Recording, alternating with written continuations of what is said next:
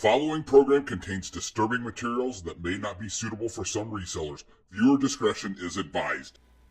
I have a feeling this is going to be an important video for someone out there. I think the biggest mistake that a lot of beginners make, and even some intermediate sellers make, is not charging enough for shipping. Now, that's charging enough for shipping to cover the cost of shipping. I see this happen too often with new sellers, and this kind of happened to me a couple times when I first started, where you have an item that you're selling and you're not charging shipping, it's free shipping, and you're trying to price it competitively, but the item is, maybe you're putting it into a pretty big size box, maybe it's a little heavier than you thought, but you're paying more for shipping than you even got in the sale. I've seen that happen a couple times. Of course, it doesn't happen to me anymore because I've wisened up and I've learned how to make this thing work.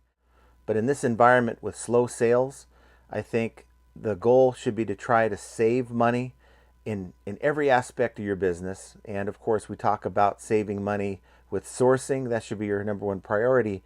But when it comes to supplies, when it comes to things like shipping, how much you pay for shipping, I think it is imperative that we all have a grasp on how to figure it out. So what I want to show you hopefully will help some people out there, but it really requires that you have business policies set up where you are creating a separate shipping policy really for each scenario, whether it be for smaller items, like for me it's Ground Advantage.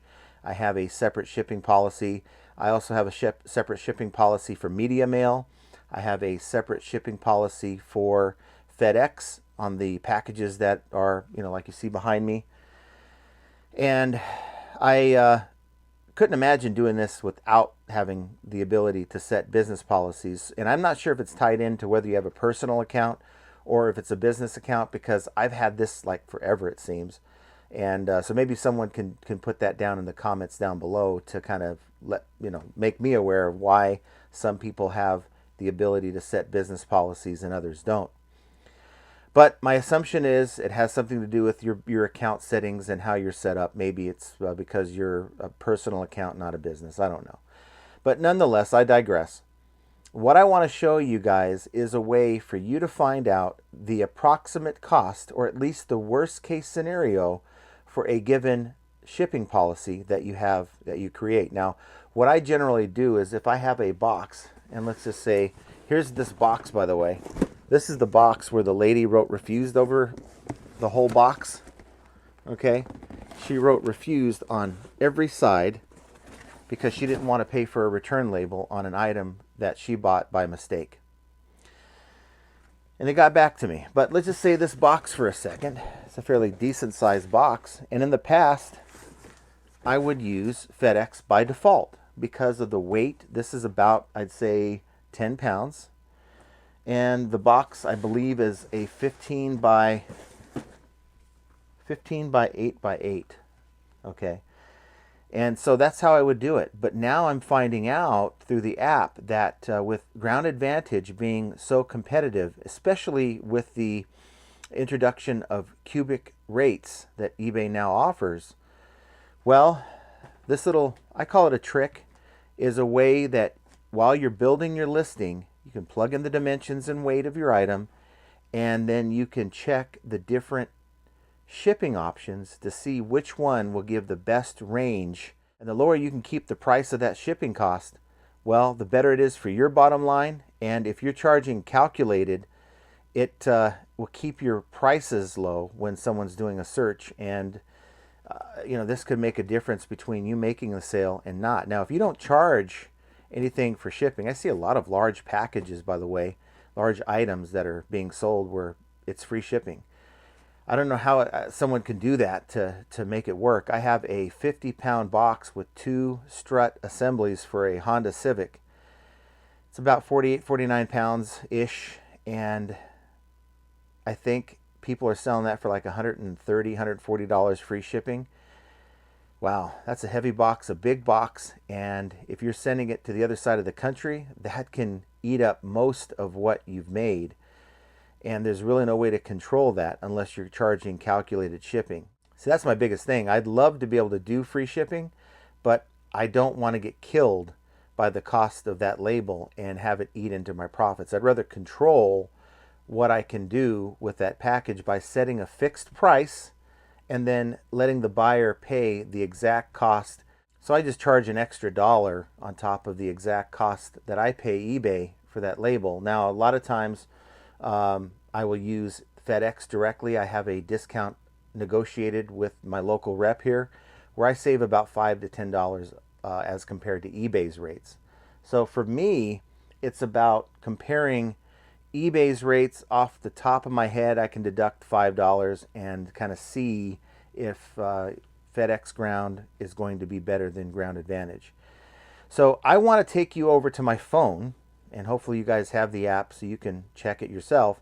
But I want to show you exactly the little thing that I do to just compare. And this is done while I'm building the listing. And maybe this is something that you can kind of incorporate into what you already do when you make your listing. So let's just say that the item that I have is 10 pounds.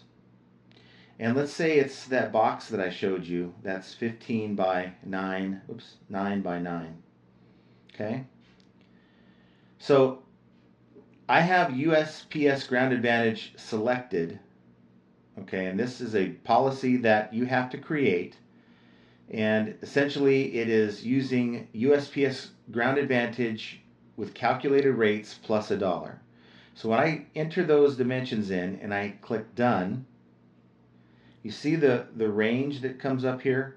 Buyer pays $13.40 to $33.20. So from where I'm at, from Vegas, it's going to charge my local buyer, more than likely someone else in the Vegas Valley, $13.40.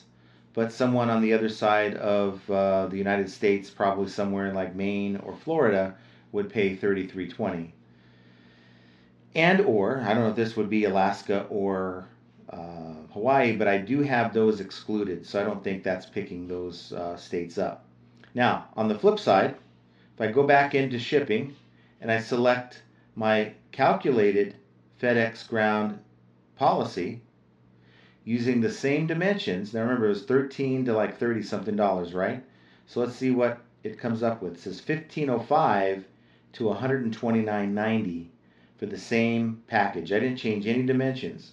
So based on this, I'm going to go back in and set USPS Ground Advantage calculated, right? So that goes down to 1340 to 3320. Now, again, it's good to make a calculated policy for FedEx and USPS Ground Advantage. If you want to do priority mail, you can do one for that. For any, maybe use UPS Ground.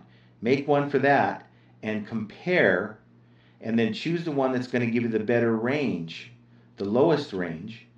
And if you're using calculated, go with that. And if you're doing free shipping, then use that range, the top part of the range, in this case $33.20, could be what it's going to cost me to ship this item. So if I have a $100 item, just know if you have it set for $100, you sell it for $100, someone is in that $33.20 zone, you're going to, before eBay hits you with all their fees, $67-ish is what you'll have remaining on that. So it'll give you an idea of how much you're going to really be hit. Whereas if you don't use a method like this, you're going to just have to guess. So I want to know what you think down below. Now, many of you probably already know about this, and I've been meaning to make a video for quite some time, but I just really haven't. So tonight, this is the night before you're watching this, more than likely, I decided to put this video together and just to show people that you can do this. And the hardest part about this business really is getting the shipping right. You can do this without taking a guess or taking a risk and guessing as to what it's probably going to cost you, especially if you're doing free shipping. But I would really encourage folks out there, if you have heavier items, to really consider kind of covering your butt by lowering the price of your item, okay, as compared to your competitor who's using free shipping, and then use this range to figure out how low you would go with your actual cost of the item, and then put your calculated shipping rates in there. And it may just work out if you have someone that's buying it locally.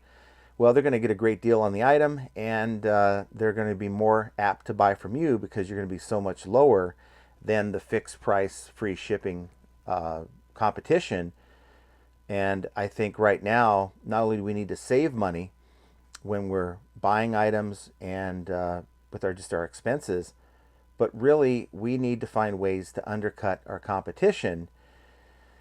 And that doesn't mean a race to the bottom, but it means to just try to be one of the lowest that you can be in your category, because people are looking for deals right now. And these deals are not only on the item price, but also on shipping. If they see an item that has a huge number attached to the shipping, they're not going to go with you.